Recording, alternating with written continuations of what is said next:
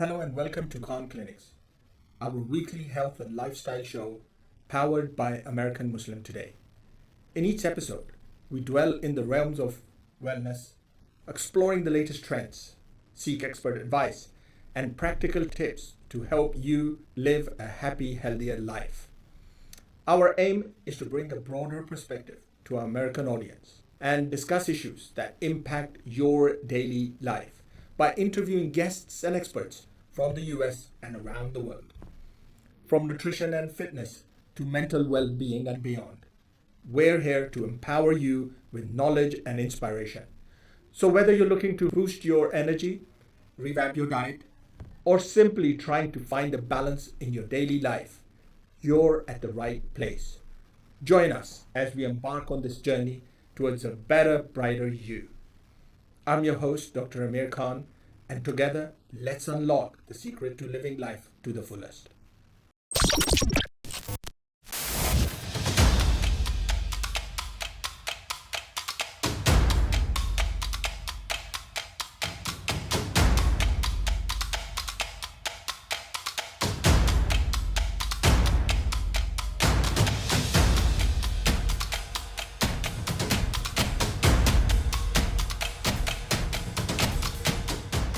Welcome to Khan Klinics for another episode powered by American Muslim Today. So today's topic, ChatGPT. I think you all know about it, all have heard about it. Some of you are very, very happy. Others a little worried, concerned. What's the implications in the healthcare this time for us?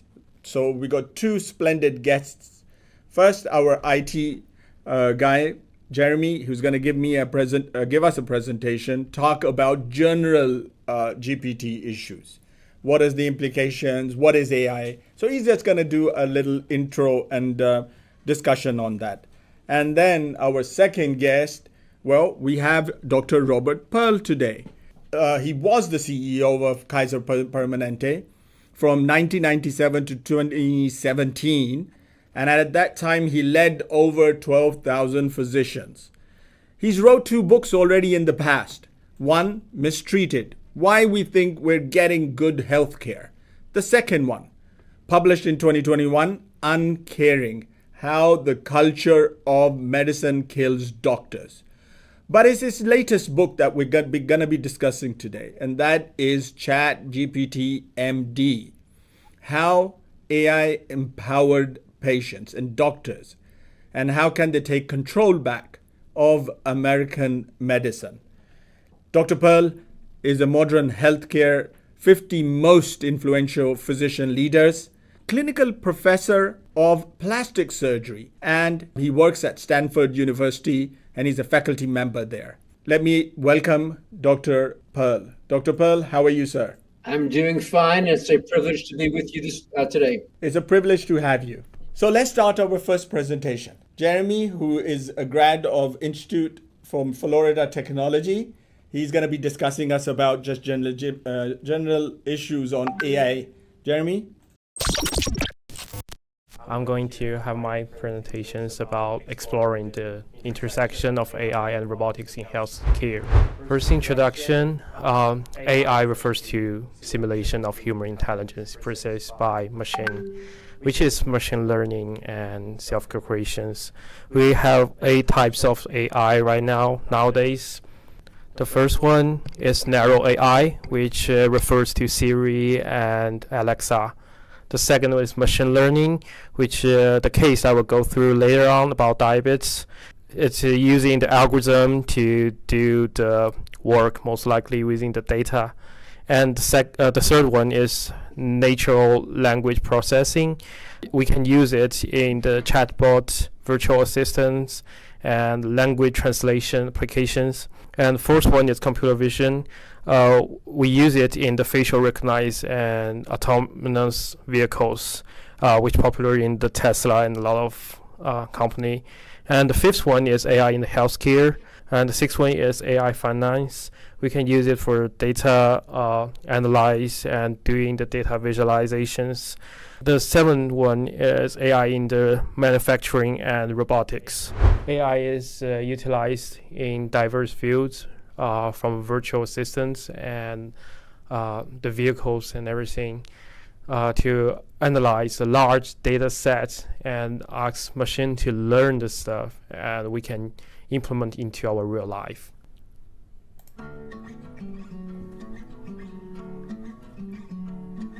When you hear the term artificial intelligence, what comes to mind?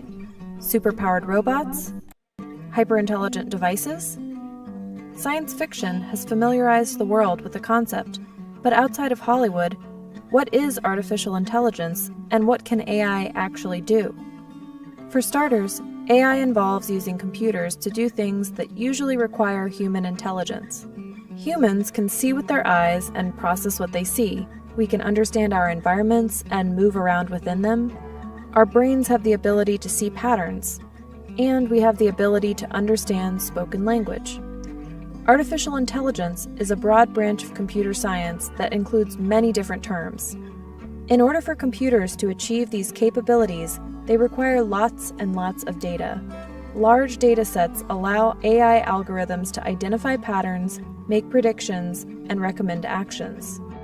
Artificial intelligence is already all around us, but today's best AI still can't compete with the human brain in some ways. For example, in 2016, the computer program AlphaGo defeated a legendary professional Go player. But if you asked that same computer to drive a car, or walk, or even play Monopoly, it wouldn't be able to do so on its own. AI's computing power is massive, but our human brains are able to tackle a much wider set of data and methods. Artificial intelligence is being used to expand the power of radiology and medical imaging. The thing that I think confused a lot of people early on when AI was being introduced into healthcare was it was going to be a panacea, maybe it was going to replace humans in this process, or that general AI was going to be able to look at massive records and make massive decisions.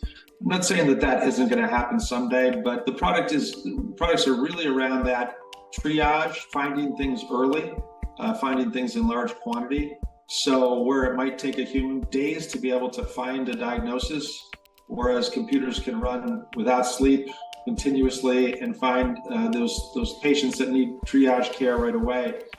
The U.S. Food and Drug Administration has approved around 420 algorithms involving AI in imaging for various diseases, most of them in cancer. At Mass General Brigham, doctors have about 50 such algorithms to help them with patient care. About half have been approved by the FDA, and the remaining ones are still being tested. There are certain conditions that if you don't treat quickly, the patient worsens or could actually pass away. And so examples of that would be like pulmonary embolism in the ER setting. A patient comes in with shortness of breath. That could be one of the things they have, but it might not be the thing that they have. Could have congestive heart failure, which gets treated differently. So now there are algorithms that can detect pulmonary embolisms on a CAT scan of the chest. And so when that gets detected, it doesn't make the diagnosis. It's important to note that it's not saying this is definitely what it is. It's saying that the probability of this patient having it is much higher than this patient. And so you should look at this patient first. And when you have a series of patients that you need to care for, it does help to get that bump up in the list to be able to say, I should look here first because there's a higher likelihood that this patient has that and needs the treatment. But all of these different levels of AI all today require a human intervention to come in and say, I agree or disagree. So depending upon today, the sophistication of AI, it just makes it easier for that human to focus on the one area and to focus on the right patient to say, how do we get care faster? Artificial intelligence is bringing in a new era of medicine. Algorithms combined with advanced robotics can aid everything from diagnostic imaging and analysis to remote surgical assistance and even autonomously performed procedures. The data collected by rehabilitation devices and prosthetics could also improve individualized recovery in patients. In the July special issue of Science, experts offered insight on how these extraordinary advances bring hope for more consistent and effective treatment in the future. Image-guided robotics combine computer vision with images from cameras, ultrasound, MRI, or CT scans to identify key anatomy and precisely direct robots to targets. Early applications of AI in image-guided robots were focused on steering needles through soft tissues to reach targets for biopsies. Now, attention is moved on leveraging AI to understand images on a higher level and make more accurate navigational decisions.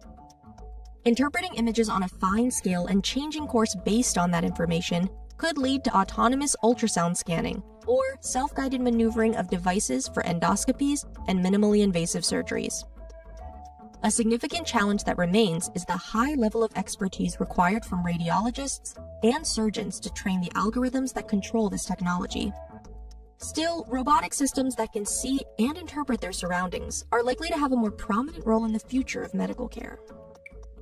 Researchers have been exploring the potential for soft robotics made of pliable materials that can stretch, bend, compress, and shift from soft to rigid. One notable project was the EU StiffFlop project. StiffFlop developed a soft robotic system from biocompatible silicone that used advanced machine learning for its teleoperation. It remains an open question whether soft robotics will develop the precision needed for intricate surgical applications, or whether traditional surgical robots will acquire some of the properties of soft robotic technology.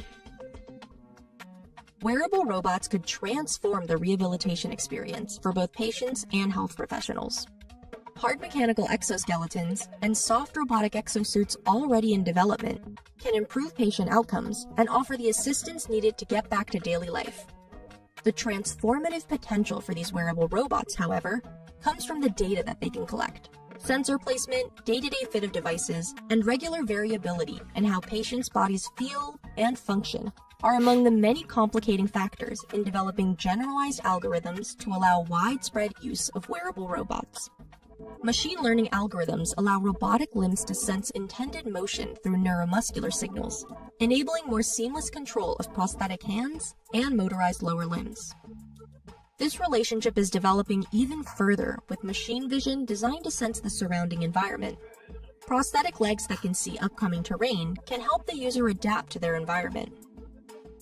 These advances have the potential to restore and enhance prosthetic users' abilities to complete everyday tasks.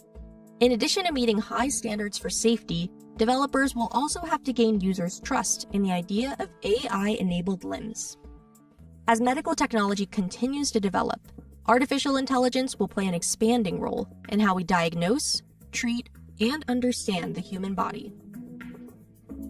That's excellent. I want to just say that. And a fantastic sort of presentation. I think that's where it perfectly leads us into Dr. Robert Pearl's domain now, because all of his work revolves around AI, revolves around the healthcare. So, Dr. Pearl, so much to discuss. Tell us, where do you want to start from?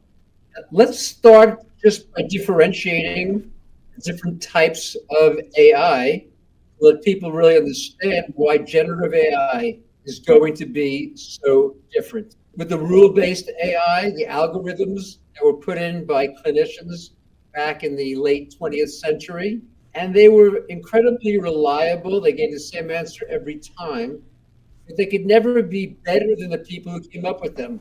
These are the heuristic approaches that doctors use. We have 5 or 6 rules of thumb that we apply when a patient comes in with a particular problem to figure out exactly what it is, or evaluating an X-ray or a pathology slide. Then, as was noted, it's followed by the narrow AI, 10,000 mammograms, 5,000 of which show cancer, 5,000 of which don't.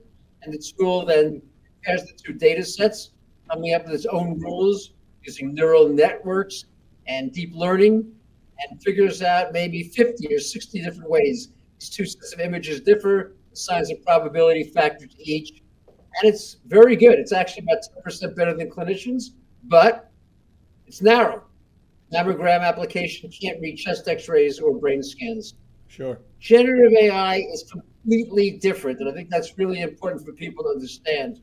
Generative AI involves putting all of the information available in the internet. So we have all the textbooks, all the journal articles, then giving it what's called parameters, ways of comparing information. Newer information is better than older information.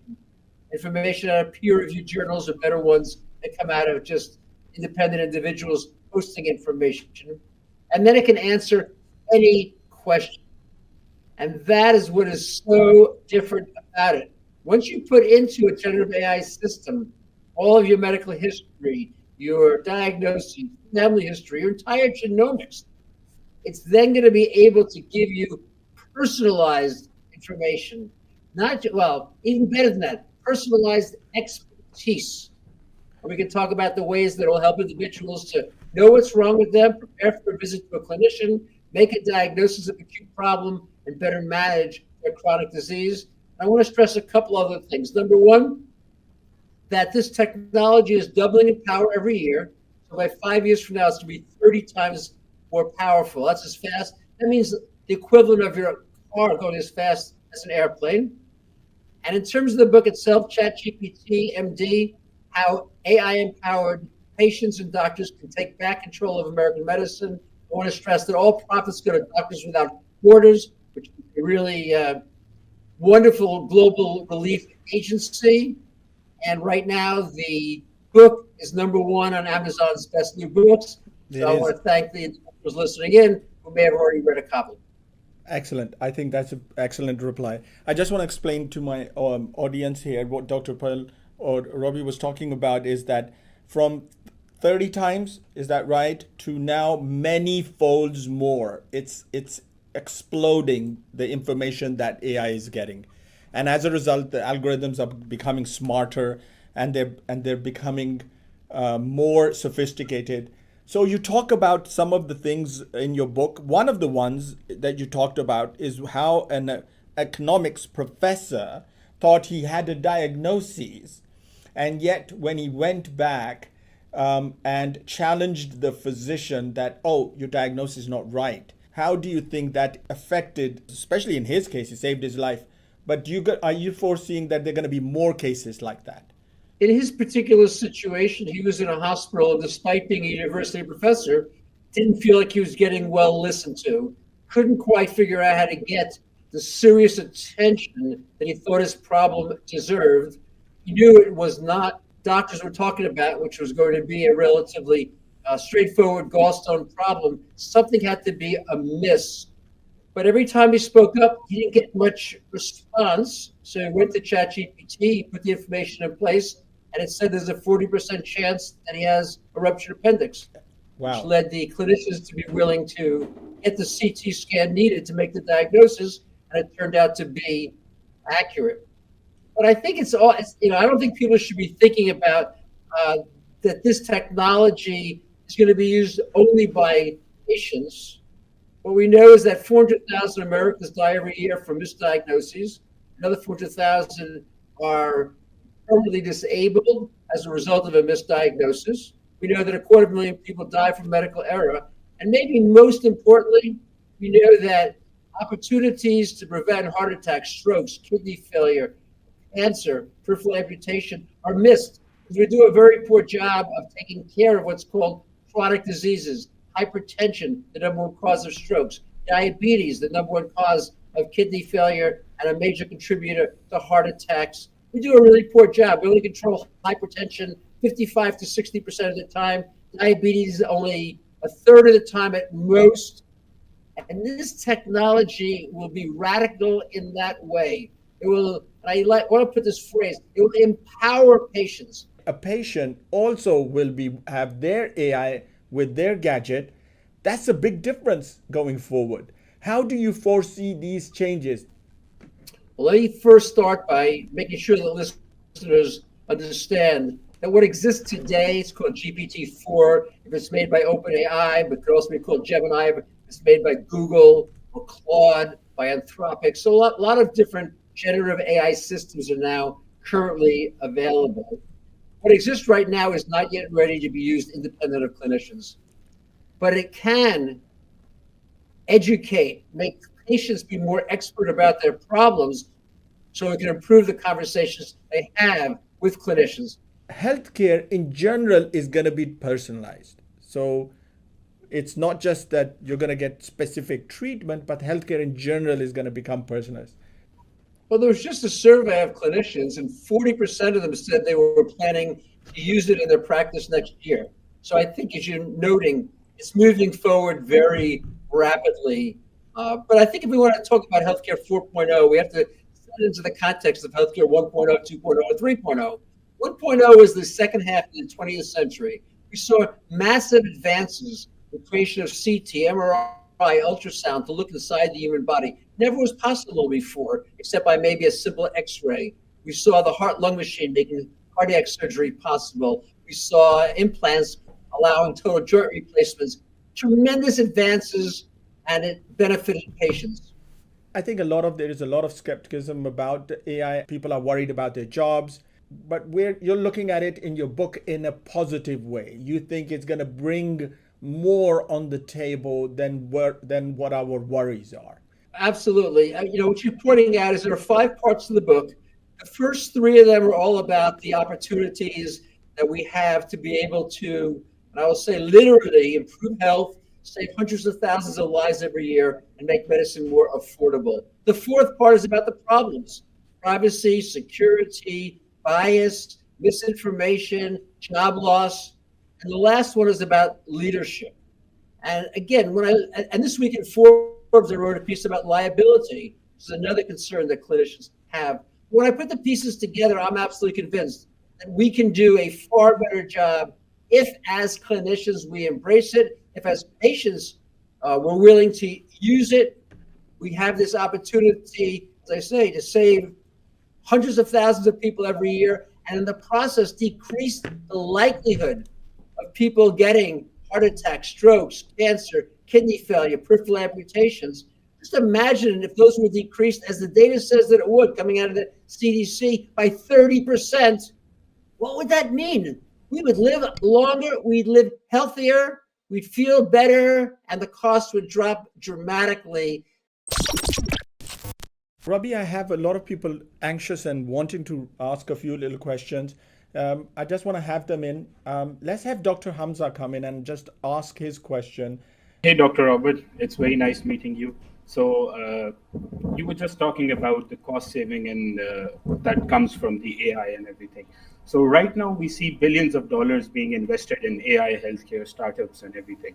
Will that cost saving from AI-powered diagnostics and treatments and recommendations outweigh the investment cost of implementing and maintaining systems throughout?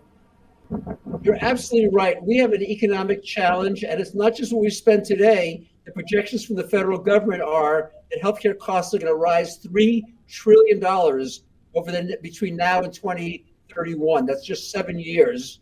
We can't afford that, and that's not going to be good for either doctors or patients, because people will start having to ration and skimp around it. But I think intrinsic in your question is another piece, which is that if we don't shift the payment mechanism from today, which is fee for service, we pay people more based upon the volume they do. Whether it adds any value or not doesn't matter. If a complication happens, they have to get paid twice, once for creating the problem and once for solving it. We need to move to a system of prepayment. So yes, I'm very optimistic that we will be able to solve the issue, lower the cost dramatically if we embrace it now and start to use it and learn from it.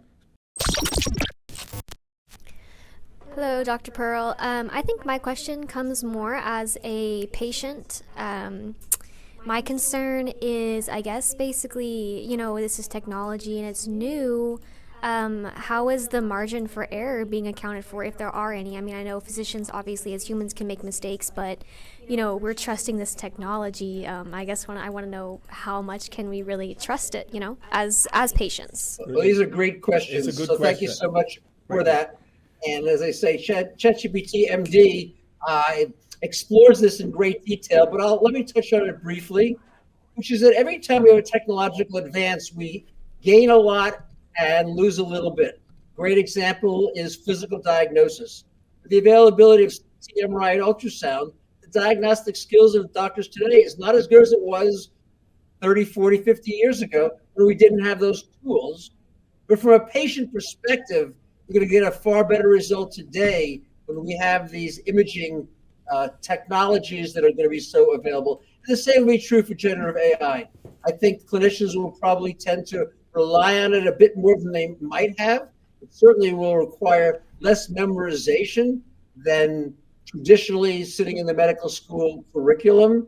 But from the perspective of the patient, if we could reduce the 400,000 deaths every year from misdiagnoses in half, 200,000 lives are saved. A 250,000 medical errors in half, 125,000 people are alive.